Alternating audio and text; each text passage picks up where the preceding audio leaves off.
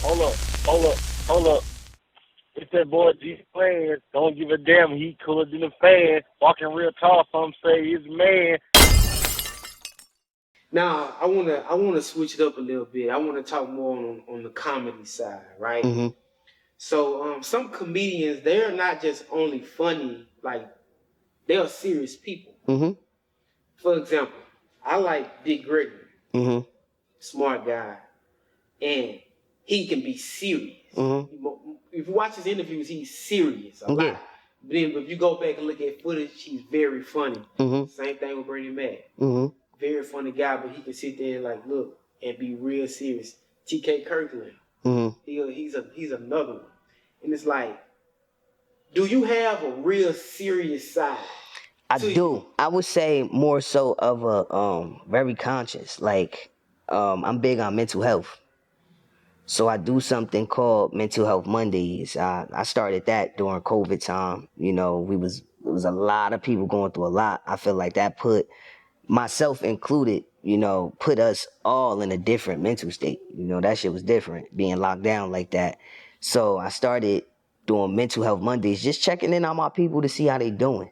You know what I'm saying? And it went from me just checking in to make sure how y'all feeling today. Like what shit, like let's talk, let's help each other. You know, comment, tag people in this, share this, let's talk. It went from just general conversation to people really inboxing me like, yo, can you talk about this on this topic? And I start looking into whatever it was that they sent and we really speak about it. I started hitting up different psychiatrists or people that I knew that was in the mental health field to like, you know, come on live with me and just speak about the topics that we were talking about to give people insight, give pointers, you know, put people in the right direction to get the help that they need.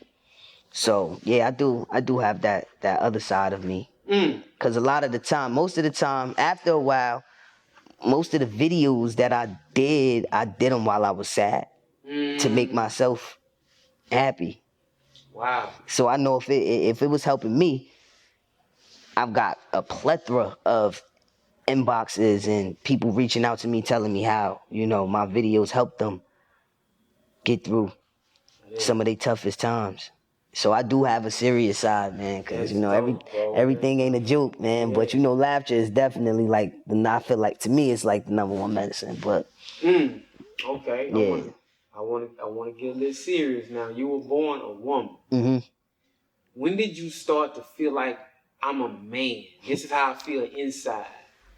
So it's like, as for me, I can't speak about everybody. You know, everybody's situation is different, but my situation was more so as a child. I didn't understand myself for a while because I didn't grow up around nothing like this. I never knew what transgender was. I never really even seen like gay couples and nothing like that.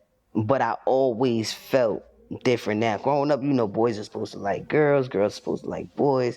I was very young, crushing on my female camp counselor. Very young. I'm talking about like real young. And I didn't understand it, but I knew that that's what I like. So in the beginning, it was like, all right, I know that I'm a female and I like girls, but at the same time, I was always infatuated with the male physique, but not sexually attracted. Like, oh, I like them. I want that for me. Like, I want that build. I want muscles.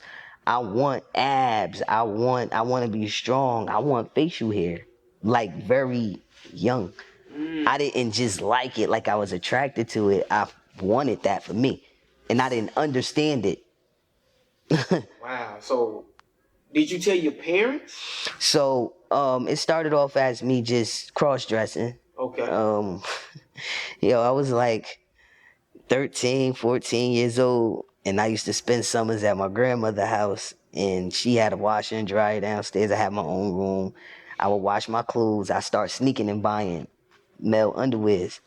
So my grandmother like, why you got wash your little boyfriend clothes at the house or whatever? And I'm like, nah, those mine. She like, why are you wearing men underwear? And I was like, cause they comfortable.